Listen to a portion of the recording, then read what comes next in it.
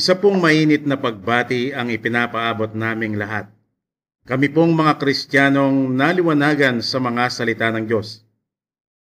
Na nang kami po ay magpakababa sa harapan ng Panginoon, ay nakilala po namin ang Jesucristong nakilala ng mga apostol.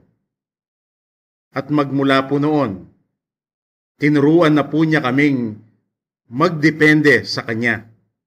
Kung kaya maging sa pagbabasa ng banal na aklat, kung ito man ay katawa-tawa sa maraming tao, bakit kailangan pa bang magdepende sa Diyos kung paano basahin ang Kanyang mga salita? Ngunit kami po, dahil nasanay na. Ganyan din po kami naghihintay sa Diyos kung paano talaga ang kapahayagan sa katotohanan sa Kanyang mga salita. Dahil nakita po namin si Apostol Juan kung paano siya nalungkot nang makita niya ang selyadong aklat na walang sinumang taong pupwedeng makapagbukas. Paano po maunawaan ang selyadong aklat o aklat na nakasara? Ganyan po namin nakita na ang aklat na tinutukoy ay ang Biblia. Kung kaya wala po kaming lakas ng loob na unawain sa aming sarili itong mga salita ng Diyos. At alam po ba ninyo kung ano ang nahayag sa amin nang hayaan namin ang Panginoong Jesucristo ang siyang magbukas sa selyadong aklat? Nakita po namin, bagamat itong kanyang mga salita ay napakaliwanag sa unawa ng tao, ngunit ito pala ay mga talinhaga. Pero ganun pa man, wala po kaming karapatang sabihin na ang lahat ng kanyang mga salita ay mga talinhaga dahil mayroon na po kaming nababasang iyon na pala ang kapahayagan ng Diyos. Halimbawa, nang ang Diyos ni Abraham ay gumawa ng testamento ng kaligtasan at ito ay tutuparin niya sa kanyang sariling kamatayan na hindi naman po pwedeng mangyari sapagkat siya ay Diyos na Espiritu. Kung kaya ipinahayag niya kay Apostol Pablo na maliwanag nang nababasa sa unang Timoteo 3:16 na sinasabing wala nang dapat pagtalunan pa. Ito ay isang dakilang hiwaga ng pagka-Diyos. Ang Diyos ay nahayag sa laman. Iyan po ay maliwanag ng kapahayagan ng Diyos kung paano niya tinupad ang testamento ng kaligtasan na kanyang ginawa. Ngunit ito po ay naunawaan lamang namin nang aming makilala ang tunay na Jesucristong nakilala ng mga apostol. At ito po ang naging bunga ng pagdidepende namin sa Kanya. Kung kaya maging sa pagbasa sa Kanyang mga salita, kami po ay Kanyang ginagabayan. Ngunit sa nakita po namin sa Kanyang mga salita na mga talinhaga, halimbawa, ang pagsasalarawan ng Diyos sa Kanyang mga salita na ito ay mga talinhaga na aming nabasa sa mga awit 78:2 at gayon din sa Ezekiel 20:49. Ito po ay aming tinanggap at nakita po namin kung paano siya magsalita ng talinhaga. Halimbawa, sa lumang tipan, sa panahon ni Noe, nang bumaha dito sa mundo. Kung noon ang akala namin ay napakaliwanag nito dahil sino ang hindi nakakaunawa sa baha. Pero nang makilala po namin ang tunay na Jesucristo, doon po namin natanggap na ito ay mga talinhaga sapagkat nalalaman po natin na kung bakit bumabaha ay kapag bumuhos ang malakas na ulan. At ang bahang yan ay maglalaho din kapag yan ay umagos papunta sa dagat. Ngunit sa panahon ni Noe ay nawala ang baha.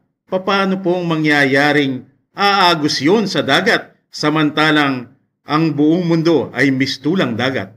Ganyan po kami nagdidepende sa Diyos sapagkat nakita namin na ang Kanyang mga salita ay mga talinhaga o ito ay selyado o sarado, kung kaya kami po ay mistulang sanggol na naghihintay sa Kanya para ipahayag niya ang katotohanan sa Kanyang mga salita.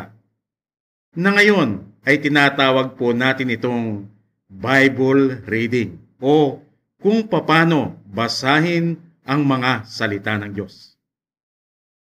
Ano ba ang ibig sabihin natin sa Bible reading o kung paano basahin ang mga salita ng Diyos? Ito pong matutunghayan natin ngayon ay isang demonstrasyon na siyang ipinahayag ng Diyos sa amin. Tayo po ay magbabasa ng mga talata at tignan po natin kung ano ang gagawin ng Diyos tungkol sa babasahin nating mga talata. Ito pong babasahin natin ngayon ay hindi na po kakaiba sa inyo dahil ito po ay madalas ninyong marinig sa inyong mga mangangaral. Bakit hindi po natin basahin? Ito pong 1 Kapitulo 1 at versikulo 1. Nang pasimula siya ang berbo. At ang berbo ay sumasa Diyos. At ang berbo ay Diyos. Para po lalo nating maunawaan, ito pong binasa natin sa Tagalog ay babasahin po natin ito sa Ingles na ganito ang sinasabi. In the beginning was the Word, and the Word was with God, and the Word was God. Na kung atin pong tatagalugin yon, ay ganito ang ating maririnig.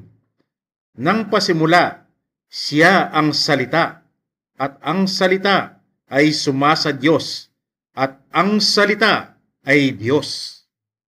Ito pong binasa natin. Ano po ang maliwanag sa unawa ng tao, na siya rin pong maliwanag sa unawa namin noon?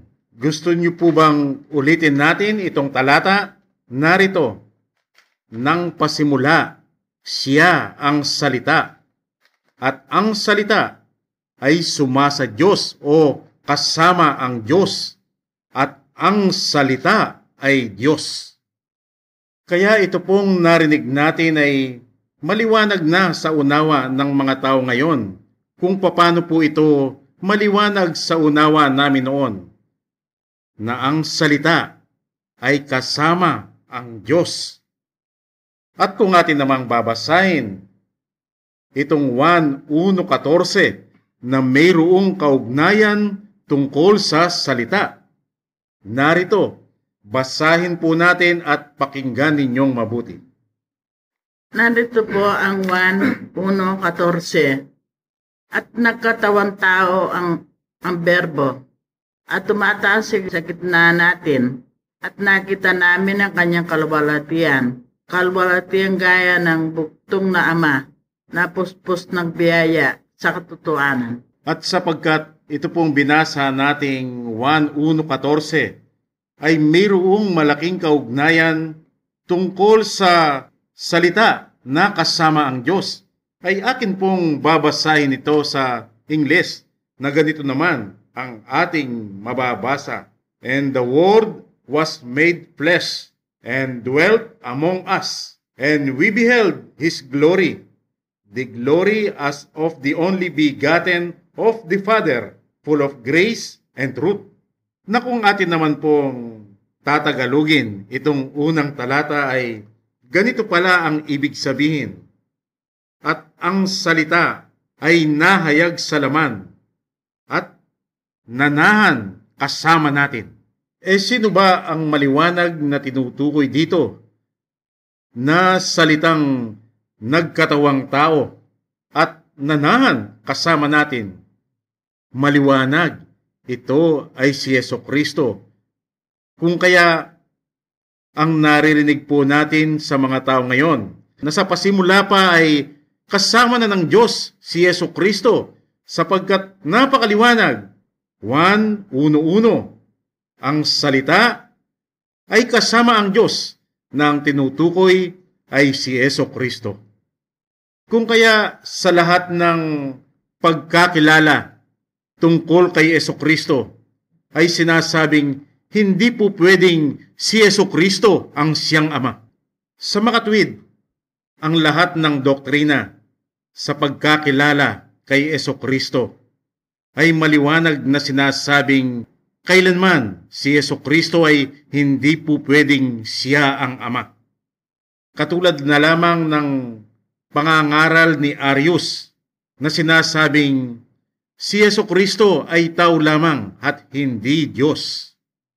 At ito namang pagdidepensa ni Athanasius na tinatawag na Trinitarian Doctrine na sinasabing mayroon lamang isang Diyos, subalit ang isang Diyos ay mayroon siyang tatlong persona, Diyos Ama, Diyos Anak, at Diyos Espiritu Santo. Kaya sa doktrinang ito ay maliwanag ding si Jesucristo ay hindi siya ang Ama. At ito rin ang isang doktrinang ipinapahayag na hindi po pwedeng si Jesucristo ay siya ang Ama. Kung kaya ang ipinangangaral, si Jesucristo ay Diyos na maliit lamang sapagkat ang kanyang Ama ang siyang malaking Diyos. O hindi po ba maliwanag na sa doktrinang ito ay hindi nga si Jesus ang Ama na siya namang ipinangaral ni Charles Taze Russell. At ito po ay hindi pa masyadong matagal dahil ipinangaral pa lamang po ito noong 18th century. At meron pa pong isang doktrina sa pagkakilala kay Jesus. Ito ay napakatagal ng doktrinang unang ipinangaral ni Sabellius noong 2nd siglo. Pero ito po ay muling binuhay ng mga makabagong theologians na ngayon ay tinatawag pong oneness doctrine. Ito naman ay sinasabing ang pangalan ng Ama at Espiritu Santo ay Jesucristo at ang pinagbatayan sa doktrinang ito ay ito pong mababasa sa mga Gawa 2:38. Ito po ay batay sa ipinag-utos ng ating Panginoong Jesucristo na dapat ang kanyang mga apostol ay magbautismo sa pangalan ng Ama, ng Anak at ng Espiritu Santo. Dito po sa Gawa 2:38, ang sinabi ni Pedro bilang tugon sa utos ni Jesucristo, dapat bautismuhan ang mga tao sa pangalan ni Jesucristo. Gayunmang ang kanilang ipinapahayag na si Jesucristo ay siya rin ang Ama. Ngunit ito ay lumalabas lamang sa kanilang bibig dahil sa kanilang maliwanag na nakikita, nababasa at nauunawaan, si Jesucristo ay nakikipag-usap sa kanyang Ama. At kanya ring ipinapahayag na siya ay walang magagawa sa kanyang sarili. At marami pa ring mga instansya na nakikitang si Jesucristo ay hindi siya ang Ama. Kung kaya ang pagkakaiba nito sa iba pang mga doktrina ay maliwanag ding hindi tinatanggap na si Jesucristo ay ang Ama sapagkat napakarami pong talata na si Jesucristo ay nakikipag-usap sa kanyang Ama at maliwanag ding nababasa na sinasabi mismo ni Jesucristo na siya ay nagdidepende sa kanyang Ama at nababasa pang itong si Jesucristo ay nagdadasal sa kanyang Ama. Kung kaya hindi nila matanggap na si Jesucristo ay siya rin ang Ama. Kaya ito pong dalawang bersikulong binasa natin, 1:11, 1:14, ay maliwanag sa lahat ng taong naniniwala sa Diyos at sa Biblia na si Jesucristo ay hindi maaaring siya ang Ama. At ngayon po ay papasok na yung sinasabi nating Bible reading o ang tamang pagbasa sa mga salita ng Diyos. At paano rin kaya patutunayan ng Panginoong Jesucristo ang nakita ni Apostol Juan na maliwanag naman na ang tinutukoy na aklat ay ang Biblia na ayon sa nakita ni Apostol Juan, ang aklat ay selyado, sarado at walang sinumang tao dito sa lupa, sa ibabaw man ng lupa, o kahit mga taong nasa langit na po pwedeng makapagbukas dito sa selyadong aklat. Gayunmang ayon sa ating narinig Paano pa ito selyado samantalang ipinapahayag na at ipinapangaral na sa maraming tao? Kaya hayaan po ninyong ulitin naman nating basahin itong 1:1:1 na siyang talagang pakay ng Diyos. 1:1. Napasimula siyang berbo, at ang berbo ay sumasa Diyos, at ang berbo ay Diyos. Pero yung pong binasa natin sa Ingles kanina ay muli kong uulitin sa inyo. John 1:1. Nang pasimula, siya ang salita, at ang salita ay sumasa Diyos, at ang salita ay Diyos. Dito po sa binasa natin, nakita natin itong dalawang bagay na napakahalaga. Una ay ang salita at pagkatapos Diyos. Salita at ang Diyos. Pumasok na po ba sa ating kaisipan na kung maiisip natin ngayon, kung ang Diyos ay hindi siya nagsasalita, ano po kayang klaseng Diyos ang papasok sa ating kaisipan kung ganyan ang kanyang kalagayan? Sapagkat nalalaman po nating siya ay espiritu, hindi na nga siya nakikita. Kung hindi pa siya nagsasalita, ano po kayang klaseng Diyos siya? Subalit, kung tayo naman po ay maghihintay sa kapahayagan ng Diyos, ang lalabas, itong Diyos na espiritu na hindi nakikita, ngunit siya pala ay nagsasalita. At ito po ay patutunayan ng Diyos sa aklat ng Henesis. Kaya atin pong basahin itong aklat ng Henesis. Umpisahan po natin sa pasimula na kung saan ang Diyos ay nilikha niya ang mga bagay-bagay. Ito po bang pakay ng Diyos na mga nilikha niya ay kusa na lamang lumabas ayon sa kanyang nais o mayroon muna siyang ginawa? Paano? Paano ito nangyari? Ano ba ang ginawa ng Diyos? Bakit hindi po natin basahin dito sa Henesis 1:3 kung ano ang kanyang ginawa? Henesis 1:3. At sinabi ng Diyos, magkaroon ng liwanag, at nagkaroon ng liwanag. At magbabasa pa rin po tayo ng ilang talata pa kung bakit ang pakay ng Diyos ay nangyari. Ano ang kanyang ginawa rin dito sa ating babasahin? Henesis 1:6 at Henesis 1:9. At sinabi ng Diyos, magkaroon ng isang kalawakan sa gitna ng tubig, at may walay ang tubig sa kapwa tubig. Dito naman po sa 9, sinabi ng Diyos, mapisan ang tubig nasa silong ng langit sa isang dako at lumitaw ang katuyuan, at nagkagayon. At marami pa rin pong talata na ating mababasa kung paano nilikha ng Diyos ang mga bagay-bagay. Ito ay sa pamamagitan ng kanyang salita. At dito po sa mga demonstrasyong ipinakita ng Diyos, gusto po ba ninyong muli kong basahin sa inyo itong 1:1:1?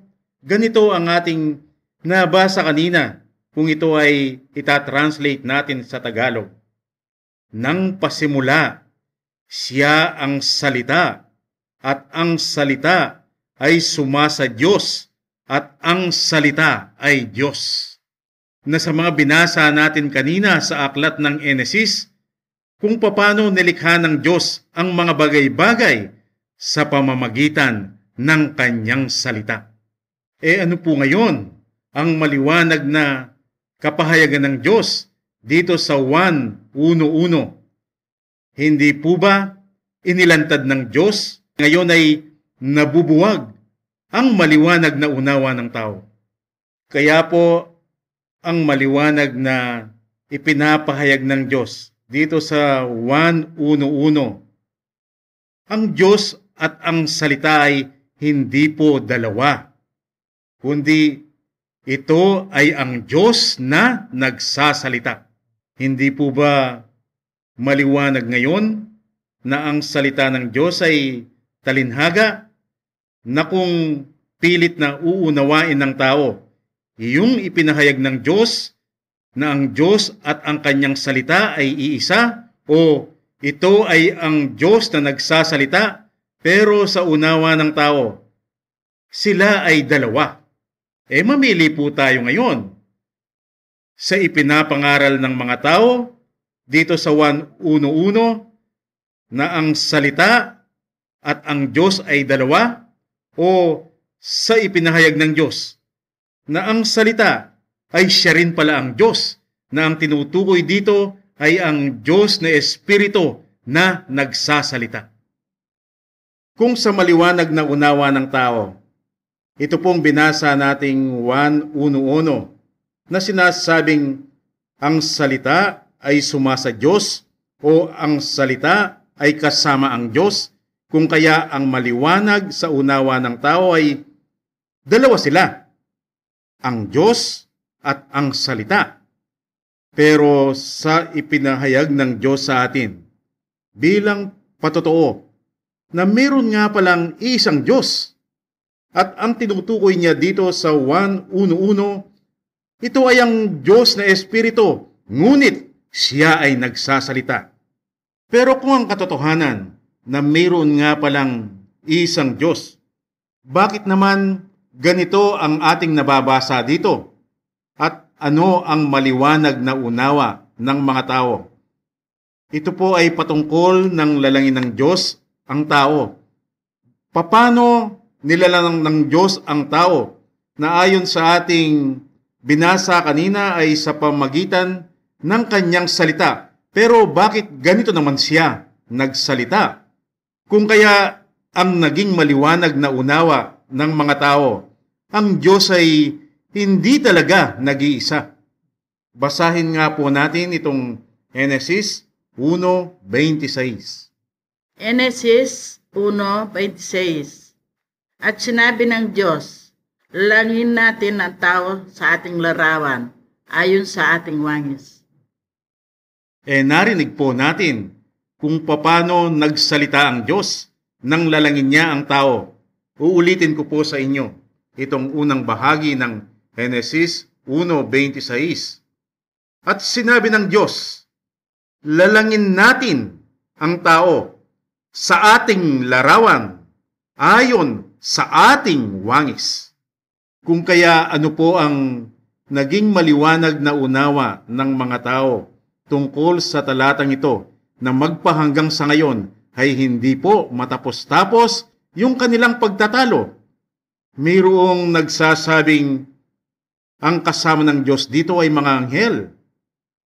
Pero ang pinapatotohanan ng iba, hindi raw mga anghel, kundi ang kausap niya rito ay ang Panginoong Yesukristo. Siya ang sinasabi niyang lalangin natin ang tao ayon sa ating wangis. Pero sa iba naman po, at hindi lang ang Panginoong Yesukristo ang kasama, kundi maging ang banal na Espiritu ay kasama rin. At ano rin po ang naririnig natin sa ibang tao? Pinapatotohanan nilang iisa lamang talaga ang Diyos. Kung kaya ibinibigay pa ang isang halimbawa na ang pagsasalitang ito ng Panginoon ay katulad lamang ng isang gurong nandoon sa isang klase na ang kausap niya ay ang kanyang mga estudyante. Kapag sinasabi niyang isulat natin ito, pero kung titignan mo, siya lang ang nag-isang sumusulat doon sa pisara.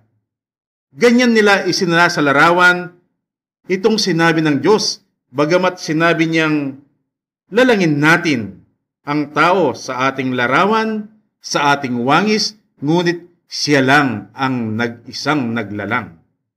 Pero ano po ang maliwanag na lumalabas doon sa magkakaiba nating naririnig na ipinapaliwanag ng mga tao? Napakahirap ang pagkakilanlan ng Diyos dito sa kanilang ipinangangaral. At ito pong mga taong ito, bagamat hindi po sila magkasundo sa isang unawa dito sa isang talatang binasa natin, ngunit lahat naman po sila ay naniniwalang iisa lang ang Diyos. At mayroon po silang patunay sa paniniwalang yan. Basahin nga po natin itong mga talatang sinasabing mayroon nga palang isang Diyos lamang. Ito po ay nasa Deuteronomio 4:35, Deuteronomio 6:4, at gayon din sa Isaias 43:10. Pakinggan po ninyo ang nakasulat ayon sa iisang Diyos. Deuteronomio 4:35. Sa iyo ipinakita ito upang iyo makilala na ang Panginoon ay siyang Diyos at wala nang iba liban sa Kanya. Dito naman po sa Deuteronomio 6:4. Dinggin mo, O Israel, ang Panginoon nating Diyos ay isang Panginoon. Dito naman po sa Isaiah 43:10. Kayo'y aking mga saksi, sabi ng Panginoon, at aking lingkod, at na aking pinili, upang inyong malaman na magsampalataya kayo sa akin, at inyong matalastas na ako nga, walang Diyos na inanyuan na una sa akin, o magkakaroon man pagkatapos ko. Pero sa kabila po ng lahat sila ay naniniwalang isa lamang ang Diyos. Ngunit sa binasa nating Henesis 1:26 ay magkakaiba ang kanilang unawa. Kung kaya ang sinasabi ng iba, ang kausap dito ng amang Diyos na naglalang ay ang mga anghel. Ang sinasabi naman ng iba, ang kausap niya ay ang Panginoong Jesucristo at kasama ang banal na Espiritu. At ang sinasabi naman ng iba, nag-iisa lamang siya, katulad lamang siya ng nag-iisang gurong nakatayo doon sa harap na sinasabing, isulat natin ito, ngunit mag-isa lamang siyang nagsusulat sa blackboard. Pero kung ang naging maliwanag na unawa ng mga tao dito sa Henesis 1:26 na ang Diyos ay hindi siya nag-iisang naglalang, mayroon siyang kasama, kung kaya sinabi niyang lalangin natin ang tao sa ating larawan at ayon sa ating wangis. Pero dito naman po sa kasunod na bersikulo, kung saan ay nagsalita rin ng Diyos, bakit dito po ay nag-iba na? Pakinggan po natin kung ano ang kasunod na ginawa ng Diyos at kung ano ang kanyang sinabi. Ito po ay nasa Henesis 1:27.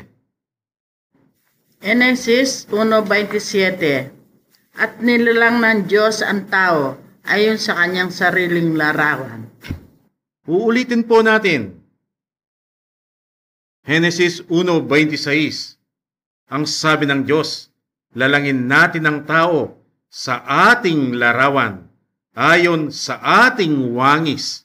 Meron siyang kasama sa maliwanag na unawa ng tao. Pero dito sa kasunod na sinabi ng Diyos, at nilalang ng Diyos ang tao ayon sa kanyang sariling larawan. Dito po, narinig natin na hindi nilalang ng Diyos ang tao ayon sa kanilang larawan, kundi ayon sa sariling larawan. Paano po kaya ang ipapahayag ng Diyos sa atin dito? Katulad ng ipinahayag niya sa atin sa 1:1 na ang naging maliwanag na unawa ng mga tao ay ang Diyos at ang salita ay hindi iisa. Pero nang ipahayag naman ng Diyos, ang 1:1, ang tinutukoy pala niya ay ang Espiritong Diyos na nagsasalita. Kung kaya siya ay mag-isa lamang. Dito, sa maliwanag na unawa ng tao, hindi nag-iisang Diyos nang lalangin niya ang tao. sapagkat sinabi niyang, lalangin natin ang tao sa ating larawan at ayon sa ating wangis. At sa mga taong sinasabing ang kasama ng Diyos dito ay ang Panginoong Yesukristo at ang banal na Espiritu, at idinidiin nilang mayroon lamang isang Diyos, at ito ay ibinibigay pa ang mga halimbawa para itong sinasabi nilang iisang Diyos na mayroong tatlong persona na tinatawag na Trinity Doctrine ay madaling maunawaan ng mga tao. Ito ay inialin tulad sa iba't ibang bagay. Kung minsan ipinapakita ang isang niyog at sinasabing ang niyog na ito ay mayroong matigas na balat, mayroong laman, at mayroong tubig o sabaw. Tatlo pero sa iisang niyog lamang. At gayon din, ipinapakita ang isang itlog at sinasabing ang itlog na ito ay mayroong balat, mayroong puti, at mayroong pula. Subalit, isang itlog lamang. At gayon din, inihalin tulad din ito sa isang araw na sinasabi nilang ang isang araw ay binubuo ng umaga, hapon, at gabi. Isang araw lamang yan. Ganyan nila inihahalin tulad ang isang Diyos na mayroong tatlong persona. Pero nang nilalang niya ay ganito ang narinig natin, at nilalang ng Diyos ang tao ayon sa kanyang sariling larawan. Paano po kaya ipapahayag ng Diyos ito katulad ng pagpapahayag niya sa 1:1? Subalit tayo po ang siyang saksi na sa inaangking maliwanag na unawa ng mga tao ay napakalabo naman ng pagkakilala nila sa Diyos. Kaya hindi sila nagkakaisa sa isang unawa. Pinapatotohanan lamang ng Diyos na talaga palang himala ang pagkakilala sa Diyos, at yun lamang mga taong nagpapakababa ang siyang makakakilala sa Diyos. At kapag ipinapakilala ng Diyos ang kanyang sarili, walang sinumang tao na pupwedeng manira o sumalungat sa maliwanag na pagpapakilala ng Diyos sa kanyang sarili. Kung sa maliwanag na unawa ng tao, dito sa Genesis 1:26, na sa pangungusap pa lamang ng Diyos ay hindi siya nag-iisa nang sabihin niyang lalangin natin ang tao sa ating larawan ayon sa ating wangis. Kung kaya ang maliwanag na unawa ng mga tao ay hindi mag-isang naglalang ang Diyos, mayroon siyang kasama, at ipinahayag nila kung sino-sino ang mga kasama ng Diyos. Sa madaling salita, bagamat magkakaiba ang nakikita nilang kasama ng Diyos sa paglalang, pero ang maliwanag, hindi mag-isang naglalang ang Diyos, mayroon siyang kasama. Yan ang maliwanag na unawa ng mga tao dito sa Genesis 26. Pero kung ipapahayag naman kaya ng Diyos bilang pagdidiin nang lalangin niya ang tao, mayroon nga ba siyang kasama o ayon sa maliwanag na ipinapangaral ng mga tao ngayon? Bakit hindi po natin basahin mismo ang pag-angkin ng Diyos nang lalangin niya?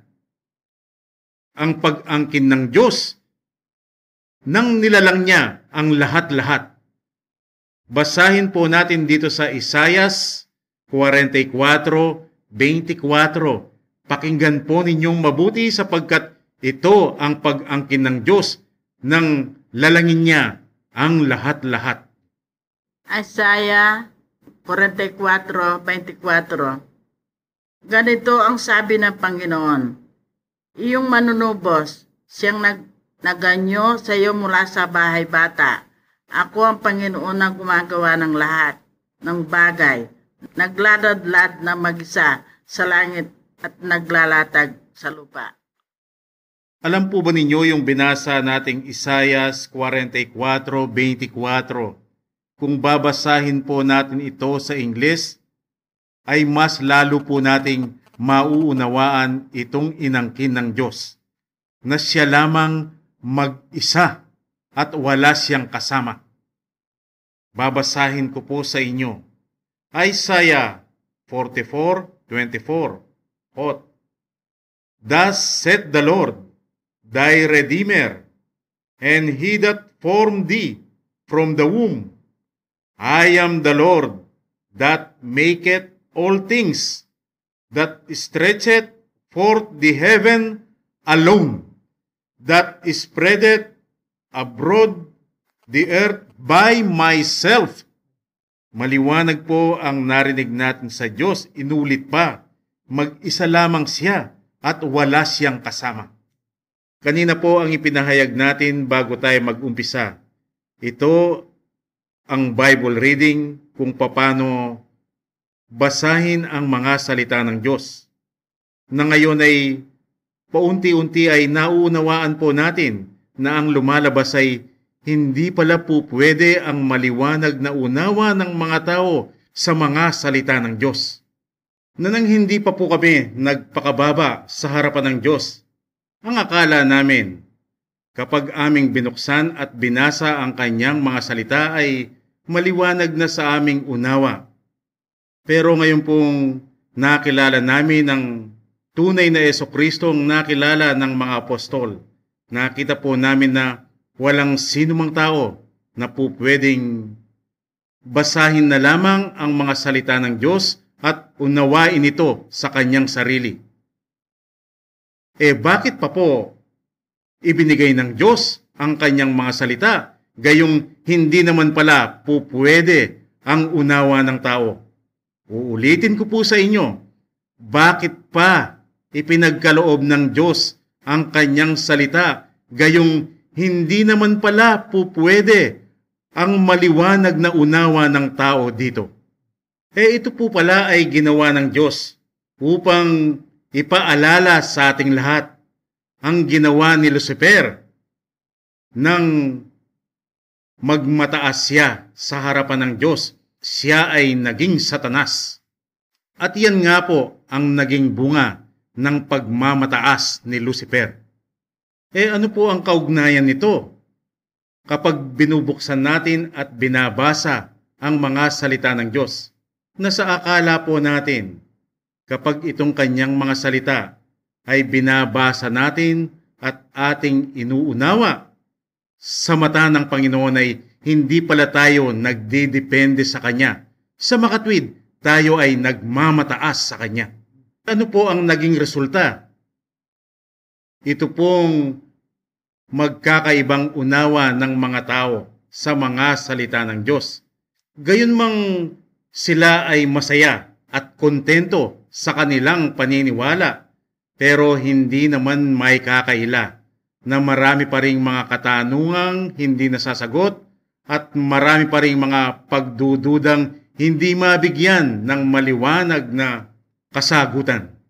Pero bakit naman po ganon? Dito sa binasa nating 1:1, sinasabing ang Diyos kasama niya ang salita. At ipinahayag pa man din sa 1:14 na ang tinutukoy na salita na nagkatawang tao ay walang iba kung hindi si Jesucristo. Kaya maliwanag na ang kasama ng Diyos ay si Jesucristo.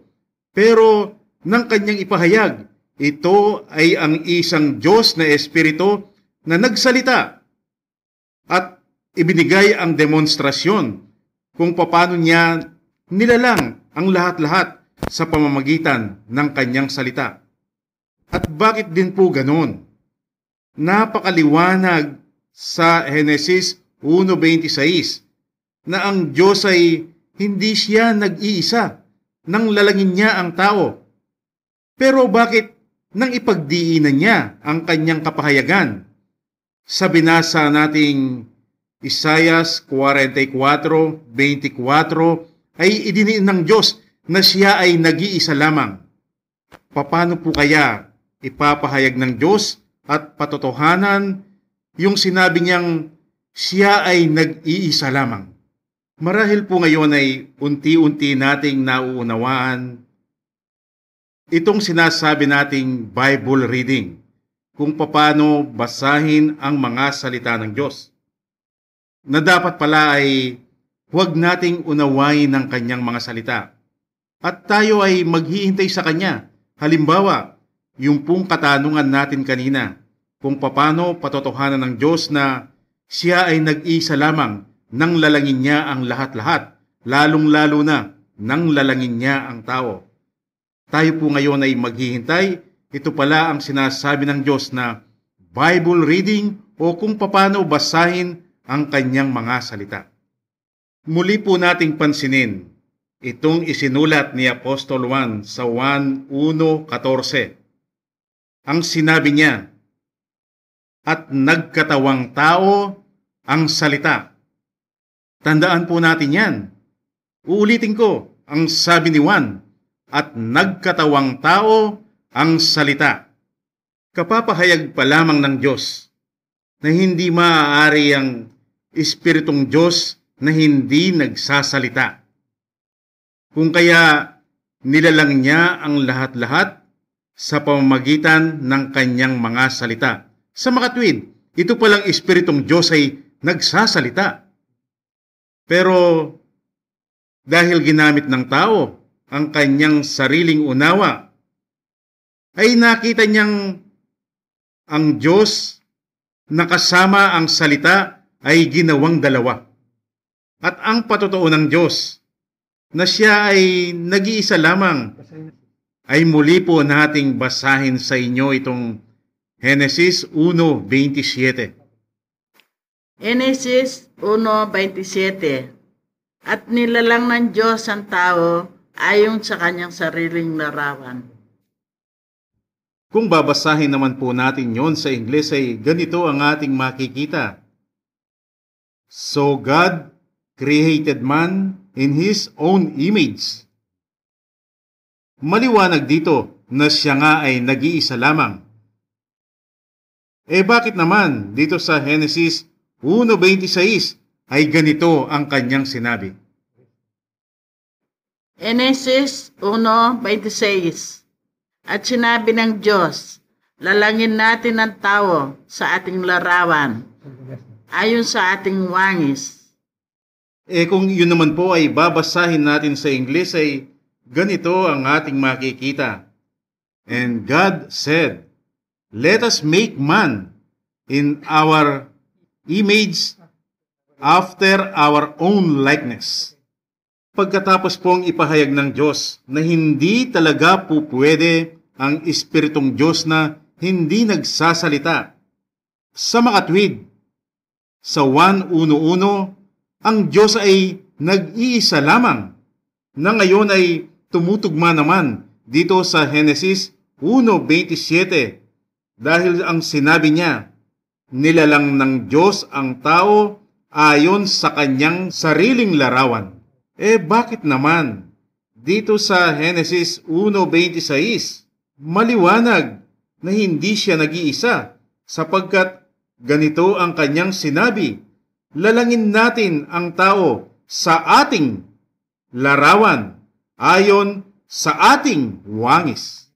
At tungkol naman po sa salita, ang ipinahayag ng Diyos dito sa 1:1, ang tinutukoy dito ay ang Espiritong Diyos na nagsasalita na ating pong binasa sa Lumang Tipan. At nalalaman natin na ang Diyos na nagsasalitang ito ay ang Diyos na naglalang sa lahat-lahat. Pagkatapos, babalik na naman po tayo dito sa 1:14. Ang sinabi ni Juan, at nagkatawang tao ang salita na maliwanag naman na ang tinutukoy ay si Jesucristo. Siguro po kayo rin ay nabigla. Pero ulitin po natin. Ang sabi ni Juan, nagkatawang tao ang salita.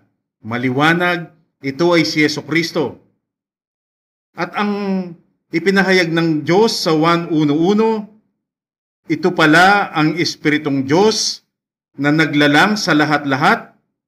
Siya ang Espiritong Diyos na nagsasalita.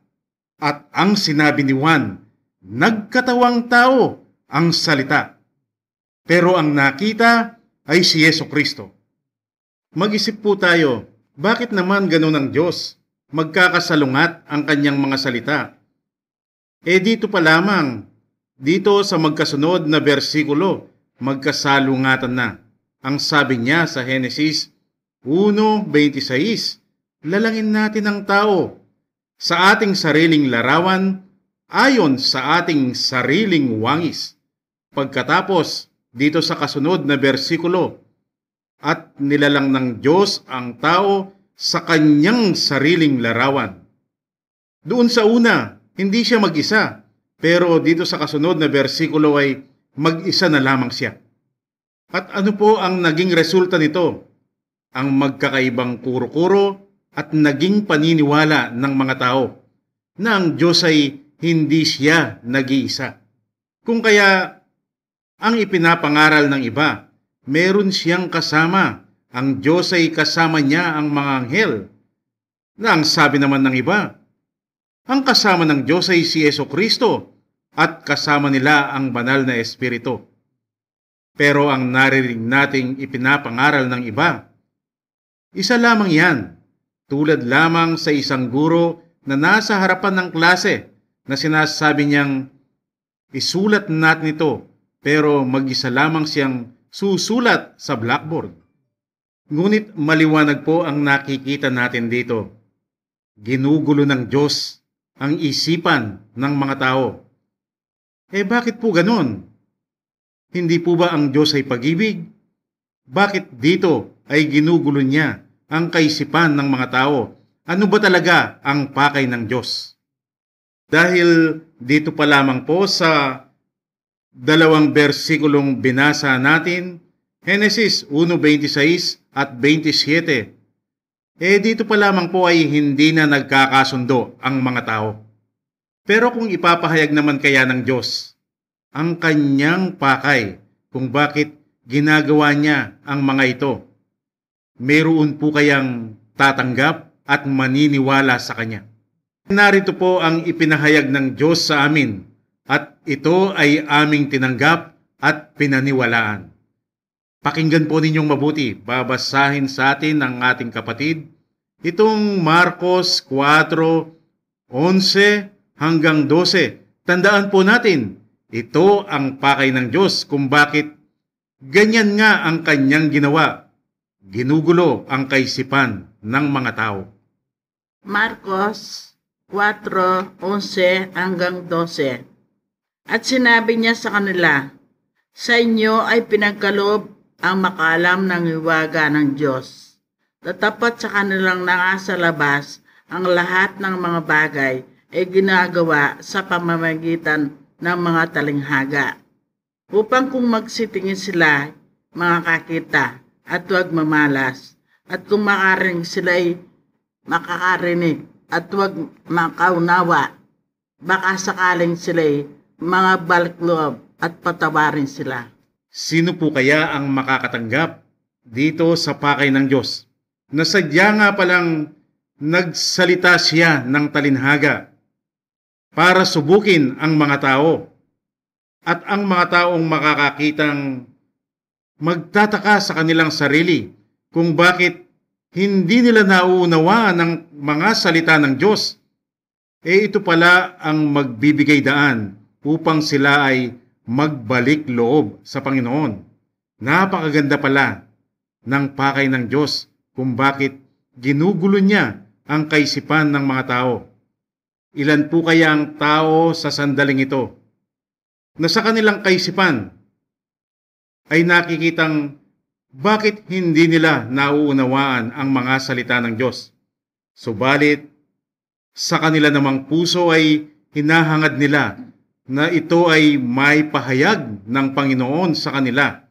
Ito po ang kababaang hinahanap ng Diyos sa mga taong maguguluhan at maghihintay sa Diyos kung paano niya ipahayag ang katotohanan sa kanyang mga salita. Dahil sa sandali pong makita ng Diyos ang hinahanap niyang kababaan, ay doon pa lamang siya maaawa. At doon na bubuksan ng Diyos ang isip ng taong yan at ipapahayag ng Diyos ang katotohanan sa kanyang mga salita at bubuksan ng Diyos ang kanyang isip. Doon pa lamang niya mauunawaan ang kapahayagan ng Diyos na kanyang nababasa. Mga minamahal po naming tagapakinig, ito pala ang sinasabi ng Diyos na Bible reading, kung papaano basahin ang kanyang mga salita. Na sa atin pong nakita, wala po palang sinumang tao na nakakaunawa sa mga salita ng Diyos. Katumbas po ito sa nakita ni Apostol Juan sa selyadong aklat, na maliwanag na ang tinutukoy ay ang Biblia. Selyado, sarado, walang makapagbukas. Sinumang tao sa ibabaw ng lupa, sa ilalim ng lupa, o sinumang tao sa ibabaw ng langit. At kung paano binuksan ng Panginoong Jesucristo ang selyadong aklat kay Apostol Juan, dahil sa nakita niyang si Apostol Juan ay nalungkot at umiyak ng mainam katumbas ng pagpapakababa sa harapan ng Diyos. Ganyan pala ang inaasahan ng Panginoon sa atin, na sa pagkabukas sa aklat at basahin ang kanyang mga salita ay huwag po nating unawain. Hintayin po natin kung paano ito bubuksan ng Panginoong Jesucristo o kung paano niya ito ipapahayag sa atin. Dahil sa pagkakita niyang tayo ay nagpapakababa sa kanyang harapan, isa pong buhay na halimbawa, ito pong maririnig ninyong magpapatotoo sa atin. Kung paano nung una ay tinanggap niya sa kanyang sarili na hindi niya nauunawaan ang mga salita ng Diyos. Subalit, siya po ay nagtaka. Bakit biglang-bigla na lamang ay nauunawaan niya?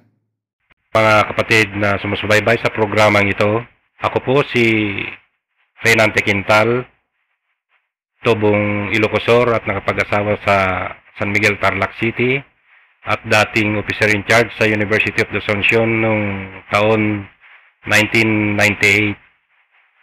Ako po ay isang Katolik noon sa umbrella ng El Shaddai, at mayroon akong nakilala na isang kaibigan, si Mr. Raymond Mann, habang kami po ay kumakain, at nag-share po ang bawat isa sa amin tungkol po sa religion at saka sa mga spiritual na bagay.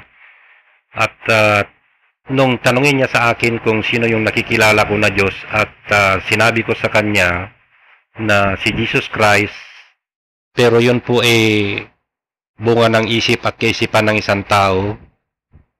Nagtataka ako noong bigyan niya ako ng isang pamphlet, at nung basahin ko po, hindi ko po maintindihan yung mga nakasulat doon o kaya yung mga topic doon. Kaya nagtataka ako sa aking sarili, bakit ganon? Hindi ko po maintindihan yung isang pamphlet na yon. Hanggang sa 5 beses ko inattempt na binasa yon, hindi ko pa rin po maintindihan.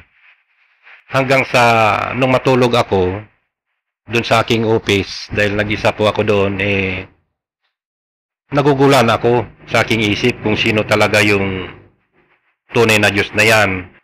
Nanalangin po ako bago ako natulog. Diyos ko, sabi ko, sana naman po magpakilala kayo sa akin upang sa ganon maintindihan ko po at maunawaan yung mga nakasulat dito sa pamphlet na ito. Sabi ko sa panalangin ko. Ngayon natulog ako. nanaginip po ako, maliwanag po sa aking panaginip, ang Diyos na yan na tinutukoy doon sa pamphlet, parang nagpapakilala sa akin. Ngayon, kinabukasan nung pagkagising ko, agad kong kinuha po yung pamphlet na yon at binuksan ko ulit. Sa unti-unti, nakikilala ko na yung tunay na Diyos. At ang Amang Diyos ay gumawa po ng isang testamento. Kailangan mamatay muna ang gumawa ng testamento. Kaya po nagkatawan tao sa katawan po ni Jesucristo upang matupad po yung testamento na yon. Kaya pala siya tinawag na Kristo, ibig sabihin po ay tagapagligtas. Kagaya ng nakasaad po doon sa 1 Timothy 3:16 na God was manifested into flesh sa katawan po ni Jesus Christ. So hanggang sa nakilala ko po siya, yung tunay na Diyos talaga, na siya si Jesus Christ. Akin napag-alaman na may dalawang papel pala ang Jesucristo. Sa papel na Ama, na siya ang tagapagligtas, at sa kanyang papel na anak bilang isang modelo na tularan ng kanyang mga apostoles at saka mga disipulo. At sa ngayon po, ako'y nag-iisa doon sa amin, nakikinig sa radyo, at madalas po, ako po ay napapaiyak, pagmamahal sa ating tunay na Diyos na walang iba kundi si Jesucristo. Kung minsan, nagbabasa ako sa pamphlet at parang natatouch yung puso ko at naiiyak ako. Share din ako sa mga tao na alam ko na nagbabasa rin ng Bible. Kakaiba po yung nakukuha ko sa kanila at yung sineshare ko at nagugulat sila. Hindi raw nila maintindihan yung mga sinasabi ko dahil napakalalim nga daw po. Ganun lang po ang papel ko bilang isang tunay na Kristiyano at ang Diyos na po ang bahala na magkilala kung sino yung mga tunay na pinili niya.